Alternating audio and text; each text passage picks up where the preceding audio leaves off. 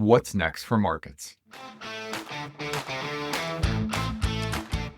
I'm Michael Kantrowitz, Chief Investment Strategist at Piper Sandler, where I lead the portfolio strategy team ranked #1 on Wall Street in the All-America Institutional Investor Research Survey. Hello, Emily. Good to see you. So today we are going to be talking about 2Q, and we're going to be going through some of the key themes from the quarter, from the quarterly recap that you put out every quarter and every year for the last couple of years.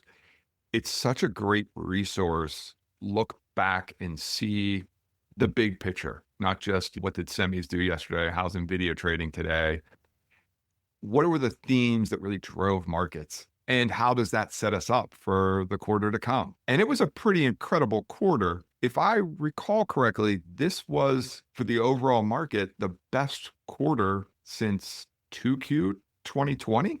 Am I correct in that? That is absolutely correct. Yes, this is the best quarter we've had for the S&P 500 in 6 years, and it was impressive very broadly. It wasn't just a large cap win of a quarter. It was across sizing style boxes and across most sectors. Something about this quarterly recap, just before we get into any of it, I think there's something really to be said about looking back and just summarizing where we're coming from. The quarterly recaps started a few years back, maybe 5 or 6 years at this point, because clients were asking individually for these recaps. And I started putting them together for individual clients, and then more and more clients were hearing about it and asking. And so we decided to start just putting this out broadly. And they have gotten to be quite popular just because people do like to do a check-in on what's happened, where are we? And that helps to get a sense of where we're going. And so when we look today at what happened and where we are right now, halfway through the year now, like we said, this was a quarter where all size and style boxes were up, and not just were they were up double digits. Everything except for large value was up double digits. So that is impressive returns across the spectrum.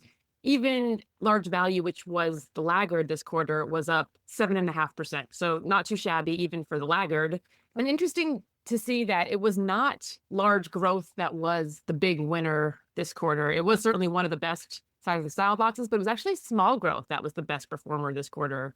And so that's a different spin on things than what we've seen for much of the last couple of years. And when we look back at this quarter, it's pretty astounding that this was a quarter where we had the Iran conflict was going full steam with a lot of uncertainty. We had a major shift in expectations for what the Fed was going to do next. It wasn't too long ago, back in February, where the expectation was for 2 or 3 Fed rate cuts this year. And now those cuts are off the table. And the question is more likely if and when the Fed is going to raise rates. And so given that we've seen all of that uncertainty with the huge spike in oil and the uncertainty about geopolitics, and then the Fed unlikely to be continuing to ease at this point, the fact that we saw such impressive returns across the board is certainly noteworthy, and something that you probably wouldn't have anticipated if we had told you what the headlines were going to be this quarter. It would be pretty surprising to see how strong the returns actually were. That's pretty amazing that the worst performing size and style box was up 7.5% in the quarter. Those are some crazy numbers, given all the things that are going on in the world. And then the fact that it wasn't large cap growth leading the way, which for years now has just been the perennial winner. So to see smaller do better, mid do better, all of these names that for a while there were stuck in a rut in aggregate. That's absolutely correct. This was a pretty big difference from what we had seen. And I think it's also really interesting to note that even though all the size and style boxes were up quite a lot in terms of leadership within the large cap space, there was only one sector that was able to beat the S&P 500 this quarter, and that was tech. Tech was up over 30% in the second quarter alone, which is, for such a massive sector, that's a huge move. And so that means that every other sector underperformed this quarter. Energy was actually down 14% with the drop in oil. And I think digging even a little bit deeper into that, you would assume, okay, if tech is crushing it like it was in the second quarter, you would think, given what we've seen over the last several years, it would make sense for it to have been Mag 7 type of names that would be leading that charge, just because that is what has driven tech outperformance for so much of the last decade. But that is not at all what happened in the second quarter. There was Alphabet did outperform a bit, but most of the Mag 7 names were in line or even down this quarter. And so it really was not the same tech story that it had been. We've really seen a bit of a shift in terms of who's leading the AI trade, basically from who was spending money on AI to now who's making money from AI. And so in this quarter, you saw names like SanDisk, Micron, Seagate, Western Digital, Bloom Energy, all up over 100%. SanDisk was up over 250%. So the really big outperformers this quarter were not the classic ones that you think of as having been the winners over the last decade within tech. Interesting. Let's talk a little bit about the investing landscape.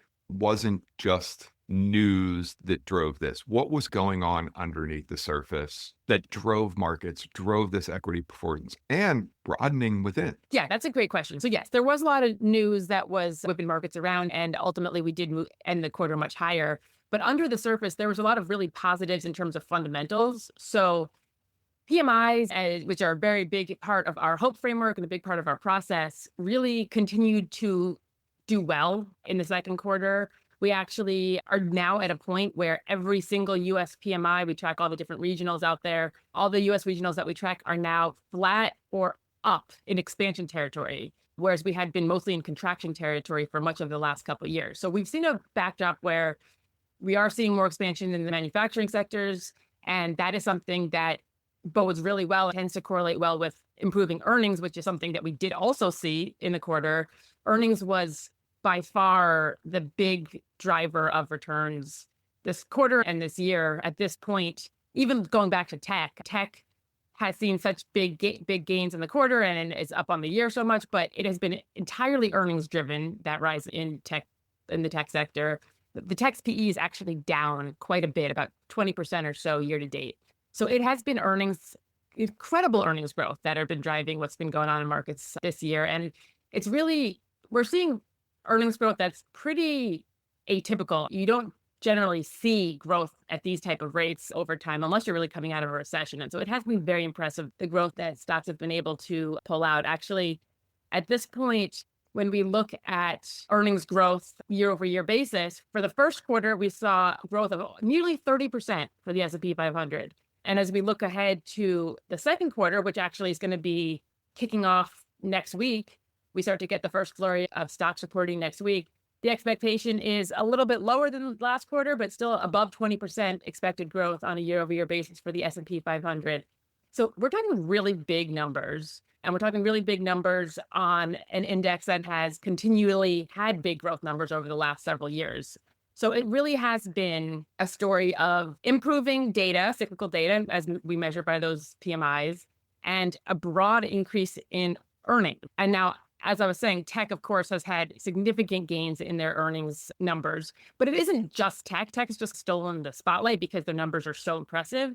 But broadly speaking, we are seeing that earnings are up across the spectrum. And if we look at the NTM earnings number for the market and we exclude tech, so we don't include any of the tech earnings information in there, it's still up to new cycle highs and up quite substantially. So it is very broad what we're seeing on the earnings front and also what we're seeing on the performance front. So we talked about how last quarter we had a number of all-time highs reached for the S&P 500.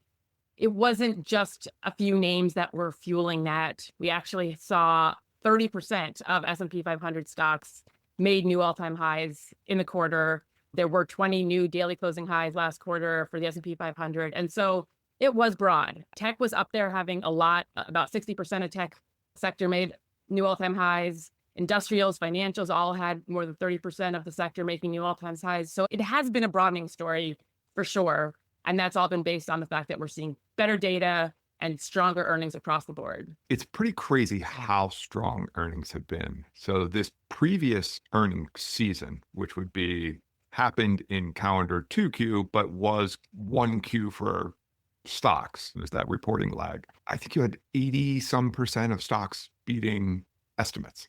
So you had earnings that was up, those numbers you were highlighting, and then stocks beat expectations on top of that. Yeah, that's absolutely true. You said the 84% of S&P 500 stocks beat estimates last quarter when they already were arguably elevated. So it has been impressive. And that is why I think this next earnings season is going to be particularly interesting to monitor, just because the big question people are asking is we've seen this surge in earnings across the board for the most part. Can this continue? Can this last? And in our view, if we're continuing to see PMI data improve and we're seeing those cyclical areas of the economy improve, then yes, you should be able to continue to see earnings stay high and even continue to rise from here. If the economy's strong, that's the foundation for better company data and not just that secular story of tech. So another thing that happened in the quarter, which hits on this economic theme, is we got a new Fed chair. Any kind of thoughts? Yeah, that is a great question, one that all investors are thinking about at this point. And I would say that the new Fed chair, Warsh, there is some uncertainty with him now being at the reins. He may be having a little bit less transparency than what we had previously. But I think that ultimately it's really going to boil down to what happens with inflation and inflation surprises from here. Something at this point we just saw this week from New York Fed President Williams was talking about how the focus is almost entirely at this point on inflation because labor data seems to be stable and not a major concern. And so it really is going to boil down to what happens to inflation. We do get CPI this week on Tuesday. So that's going to be a number that really could potentially be market moving because of the way that inflation has influenced not just Fed expectations, but also government bond yields. And so I think that we are probably now moving past peak expectations for Fed rate hikes. Earlier this year, like I mentioned, there had been expectations for 2 or 3 rate cuts. Then we moved into a backdrop where people were investors measured by Bloomberg's work function, Fed fund futures were expecting at least 1 rate hike this year. And probably as we move along through the year, assuming that we don't get another major escalation in the conflict and another major spike in oil prices, we're probably going to see those expectations for Fed rate hikes kind of calm down a little bit. And we think that we are past the peak of those Fed rate hike expectations as we do begin to see, hopefully, inflation numbers, headline numbers in particular, start to come down. The expectation for Tuesday is for a softer reading for headline CPI. And so we're going to be watching that very closely. And so is the Fed. And we heard that from Williams this week, just about how honed in all the Fed members are in terms of what those inflation numbers look like, because they are going to be dictating what they can do from here. Great, Emily. Thanks so much. I'm looking forward to having you back at the end of next quarter to talk about the Q3 recap. And it's been amazing watching this entity that you've put together grow. I remember about 6 years ago, it was a little paragraph here and there. And now it's this 30-page behemoth that is just the definitive resource of everything that happened in the quarter that you need to note and the context you give about how those are going to go forward. This is a labor of love, this report. It is, to your point, it's one of the longer ones that we put out, but it's so helpful to do for clients. And as always, we love to get feedback on it because it is something that is always evolving, like all of our work is. So thank you so much for having me on. It's been a pleasure. We hope you enjoyed today's episode of What's Next for Markets. You can subscribe to the show on Apple, Spotify, YouTube, or wherever you get your podcasts. Be sure to follow Michael on X at Michael Cantro. If you like the show, please let us know by leaving a positive review. The preceding commentary is not financial advice. You should always seek appropriate financial advice from a professional financial advisor in your state. You should not consider this as a substitute for these services. Piper Sandler does and seeks to do business with companies covered in its research commentary or coverage. As a result, investors should be aware that the firm may have a conflict of interest that could affect the objectivity of this commentary. Investors should consider this commentary as only a single factor in making their investment decisions. For full disclosure information, visit www.pipersandler.com/researchdisclosures.